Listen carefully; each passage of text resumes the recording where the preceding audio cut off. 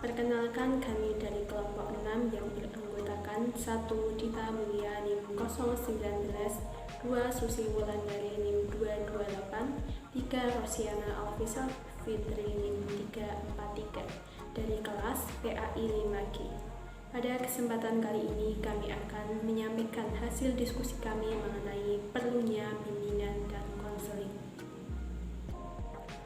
Poin pembahasan yang pertama yaitu perlunya bimbingan dan konseling dari tinjauan konstitusional dan konseptual, yaitu yuridis formal, filsafat, perkembangan sosial budaya, psikologis, dan pedagogis. Kedua yaitu perlunya bimbingan dan konseling di sekolah. Perlunya bimbingan dan konseling dari tinjauan konstitusional dan konseptual. Tinjauan konstitusional. Bimbingan dan konseling telah memiliki legalitas yang kuat di dalam konteks pendidikan nasional. Keberadaan pelayanan bimbingan tersebut menjadi bagian yang terpadu dalam sistem pendidikan nasional dengan diakuinya predikat konselor secara eksplisit dalam Undang-Undang Nomor 20/2003 Pasal 1 Ayat 6.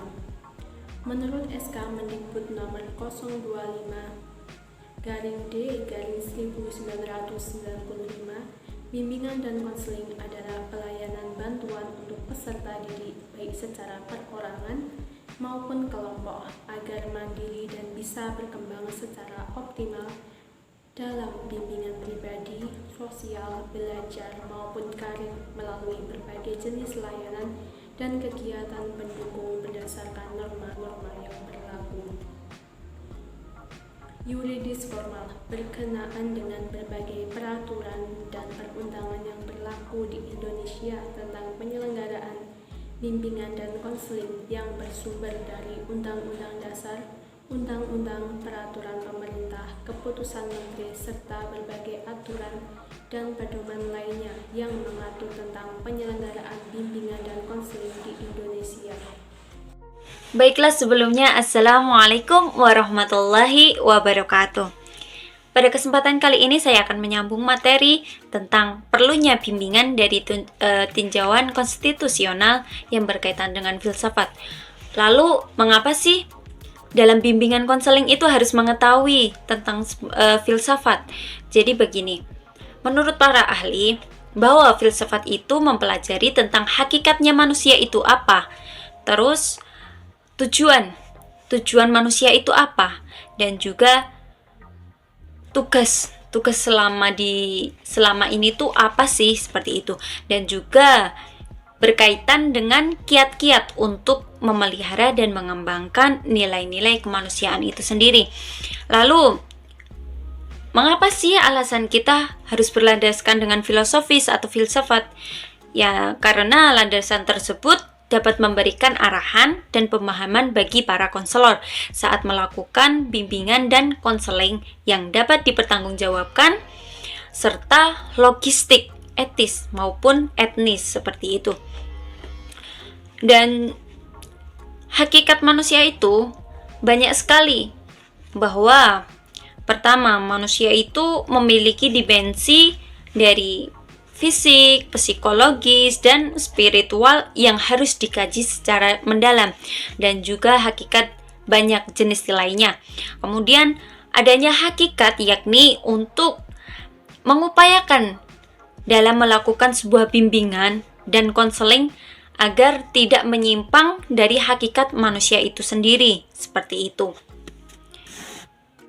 Selain itu, jadi filsafat menjadi alat yang bermanfaat bagi pelayanan bimbingan dan konseling pada umumnya, dan bagi konselor pada khususnya, yaitu membantu seorang konselor dalam memahami situasi konseling yang membuat keputusan yang tepat agar tidak salah dalam memberikan sebuah nasihat, seperti itu. Perkembangan sosial budaya.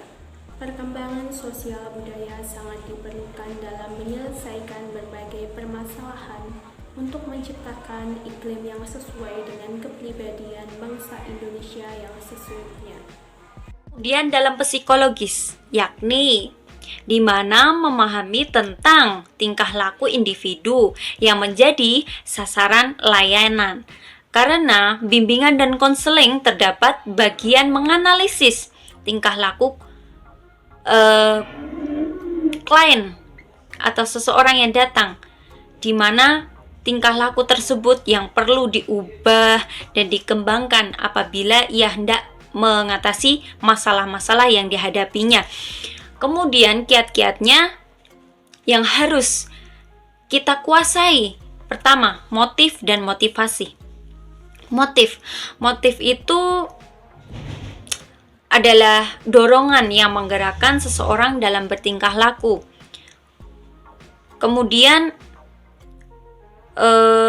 motivasi yang sedang aktif biasanya sering kita sebut sebagai motivasi. Jadi seseorang itu bisa melakukan apa saja apabila dalam dirinya itu tumbuh sebuah motivasi untuk lebih baik atau seperti apa, seperti itu. Tetapi kalau motivasinya buruk dan dia tidak memiliki pandangan yang kedepannya lebih baik, berarti seseorang itu belum memiliki sebuah dorongan atau motif seperti itu. Kemudian yang kedua, pembawaan dan lingkungan. Jadi pembawaan dan lingkungan itu sangat mempengaruhi individu.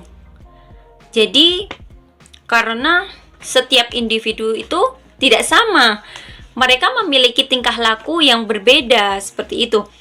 Jadi yang dapat konselor lihat melalui penerapan instrumental, kemudian konseling dari pemahaman tentang faktor-faktor pembawaan itu, jadi yang menjadi faktor utamanya, perhatian utamanya seorang konselor seperti itu.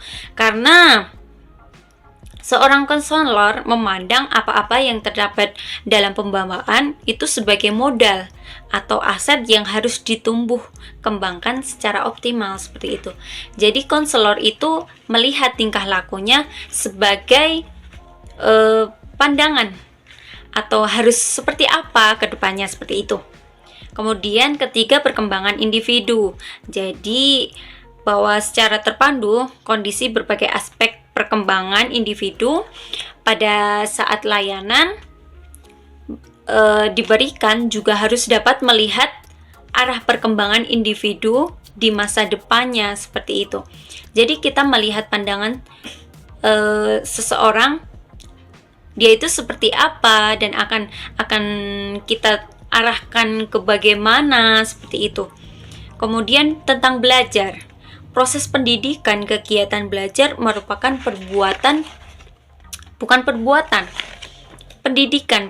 pendidikan yang inti. Karena dalam model belajar juga telah dikembangkan oleh para ahli yang antara lainnya yaitu model belajar tentang teori pembiasaan atau keterpaduan. Kemudian teori Gestalt, teori perkembangan kognitif, teori proses informasi, proses peniruan. Nah, jadi teori tersebut alangkah baiknya bahwa perlu dikenal oleh seorang konselor dan dipahami karena berbagai kemungkinan penerapannya bagi perkembangan belajar kliennya seperti itu. Jadi itu sangat penting jika seorang konselor itu harus mengetahui tentang model pembelajaran seperti itu. Kemudian yang kelima, kepribadian. Jadi kepribadian individu sangatlah kompleks.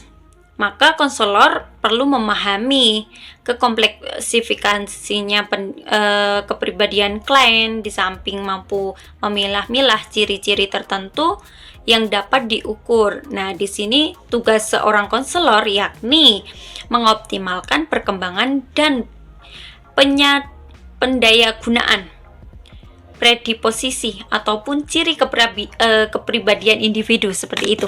Kemudian materi selanjutnya pedagogis. Jadi inti dari sebuah pendidikan adalah perkembangan kepribadian secara optimal dari setiap anak didik sebagai pribadi seperti itu. Untuk mewujudkan pribadi yang berkembang, maka kegiatan pendidikan hendaknya bersifat menyeluruh, tidak hanya kegiatan yang bersifat instruksional saja, akan tetapi meliputi kegiatan yang menjamin setiap anak didik secara pribadi mendapatkan layanan sehingga anak didik dapat berkembang secara optimal seperti itu. Jadi mereka merasa bahwa mereka itu diperhatikan. Apabila mereka tidak belum paham dengan materi kita, maka kita lebih memberikan perhatian, kemudian kita ajari seperti itu. Maka yang kita dapatkan insya Allah anak-anak bisa berkembang seperti itu. Ya, mungkin itu saja. Terima kasih. Untuk materi yang selanjutnya yaitu perlunya bimbingan dan konseling di sekolah. Bimbingan dan konseling di sekolah itu sangat dibutuhkan, sebab dapat membantu siswa untuk memahami dirinya, seperti halnya potensi dan kelemahan yang ada di dalam dirinya. BK juga membantu siswa dalam mengembangkan semua bidang. BK menangani semua kasus kenakalan yang dilakukan oleh siswa dan masalah yang terjadi. Masalah yang siswa hadapi seperti sukar bergaul, nilai pelajaran yang kurang maksimal, perilaku yang menyeleweng, dan masih banyak lainnya. Maka dari itu, BK di sekolah membantu siswa untuk memahami dirinya. Secara khusus, BK memiliki tugas dan tanggung jawab dalam menangani siswa guna menyelesaikan permasalahan yang dihadapinya, baik masalah belajar, masalah pribadi, dan masalah lainnya. BK sangat penting bagi sekolah mengingat para siswa sedang dalam masa pertumbuhan dan perkembangan, serta faktor lingkungan bisa mempengaruhi tingkah laku siswa. Sekian dari kami. Wassalamualaikum warahmatullahi wabarakatuh.